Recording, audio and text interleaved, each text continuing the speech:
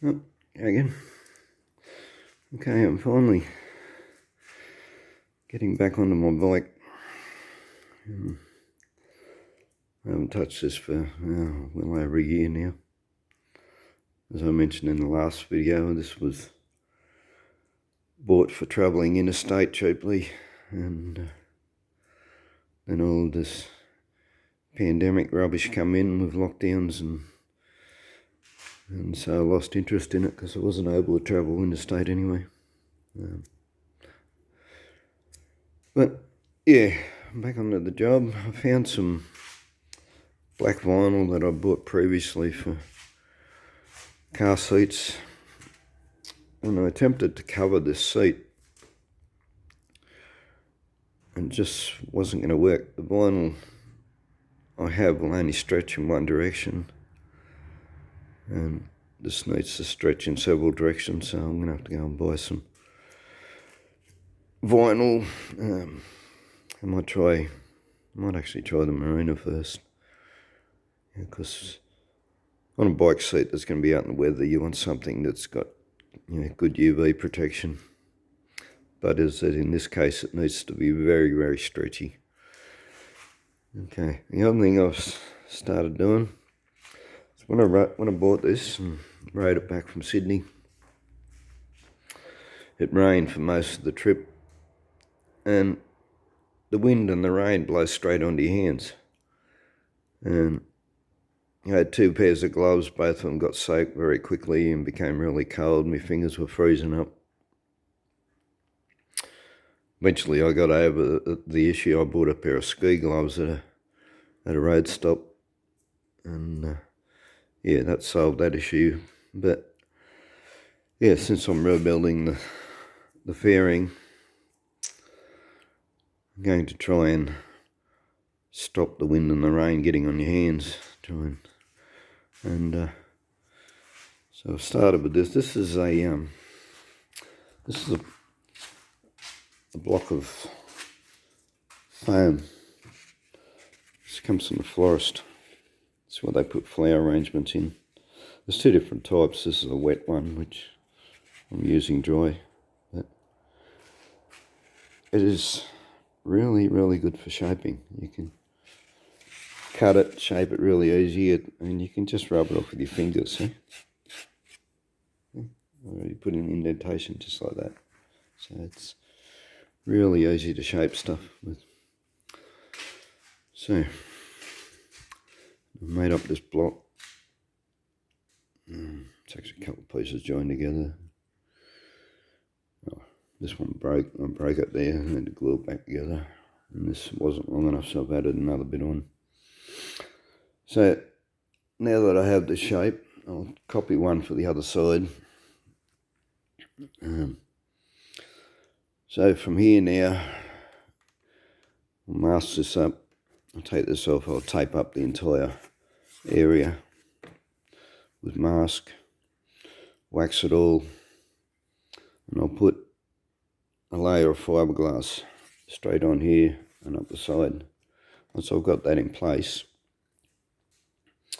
I'll let it set, and then I'll drill a hole through it, and you've got the mirror just inside here, so I'm going to have to go fairly deep.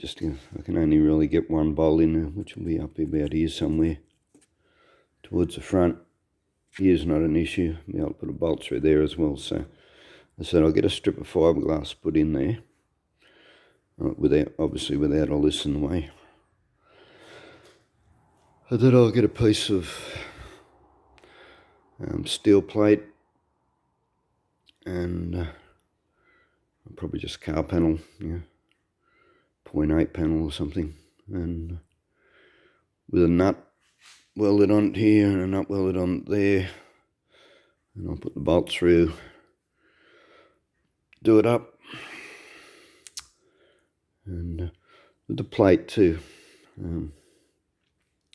Obviously there'll be a hole with the nut welded over the hole, that's lined up with the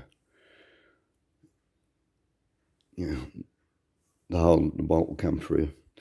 But the plate itself drill lots and lots of holes, get any burrs off them, and then once you've got that in there, and then lay more glass over the top of the plate, and it will bond through the holes. The plate will bond into the fiberglass, through the holes that are drilled into it, and that keeps it in place and then stops it moving and everything. And so then whilst that fiberglass that's over the top of the plate is still wet, I'll stick this back down.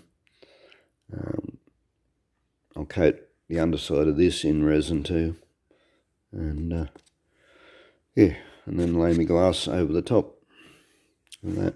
Of course, that'll come quite rough. So I'll have to lightly sand that and putty the entire thing. Primer it. There'll be a fair bit of work in getting it finished, but yeah, hopefully that will solve the issue. I still haven't got the actual fairing, the remade fairings finished yet either. You can see the mounts that are made for highway pegs, which is, as explained in the other video, this was the whole reason for me remaking the bottom half of the fairing. They're basically made, they've just got to be smoothed up, and I've still got to glass a couple of brackets into it in places too. So, but yeah, we'll be getting onto that very, very shortly. So hopefully very soon I'll have a finished product to show you. I've also got some, it's going to be painted a metallic blue. It's a Ford colour. I can't think of the name of the colour now. Let's get the tin out and have a look. This is the same colour I'll be putting on my panel van. And it's not in that side.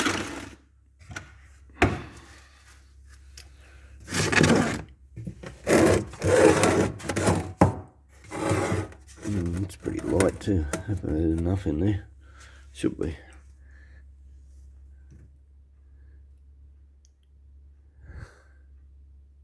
Cobalt blue, Ford cobalt blue.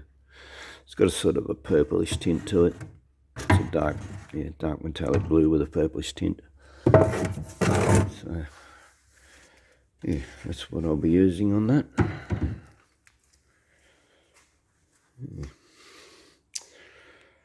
Okay, thanks for watching.